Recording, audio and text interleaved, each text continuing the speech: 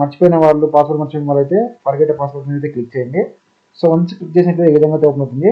ఇక్కడ మీకు సంబంధించిన డీటెయిల్స్ అన్ని కూడా ఫిల్ చేయాలి. నేను ఫిల్ చేస్తాను, మీరు ఫిల్ చేసేసేయండి.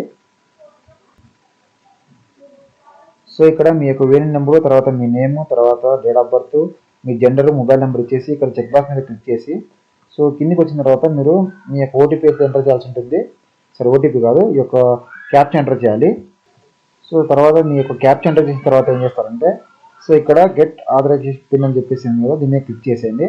సో మీ మొబైల్ నెంబర్కి అయితే ఓటీపీ అవుతుంది, బట్ ఇక్కడ ఏదో చిన్న ఎర్రర్ వచ్చింది, ఎంటర్ క్యాప్చా ఇస్ ఇన్కరెక్ట్. ఓకేనా. సో క్యాప్చా నేను రాంగ్ ఎంటర్ చేశాను చెప్పి ఇక్కడ ఎర్రర్ వచ్చింది. సో ఇంకోసారి క్యాప్చా నేను క్లియర్గా ఎంటర్ చేస్తాను, మీరుగా చూడండి, మీ యొక్క క్యాప్చా కరెక్ట్గా ఎంటర్ చేయండి.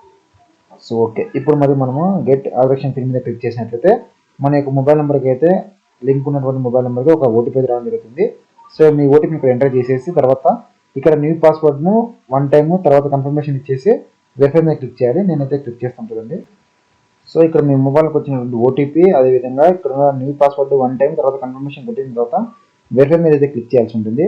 వన్స్ వెరిఫై మీద క్లిక్ చేసినట్లయితే ఇక్కడ మనకు OTP verification failed, please enter valid OTP. ఓకేనా. ఇక్కడ కూడా సెకండ్ టైం అయితే రావడం జరిగింది, దీన్ని మళ్ళీ మనం ఎంటర్ చేద్దాము. సో కరెక్ట్గా మన యొక్క ఓటీపీ ఎంటర్ చేసిన తర్వాత వెరిఫై మీద క్లిక్ చేయండి.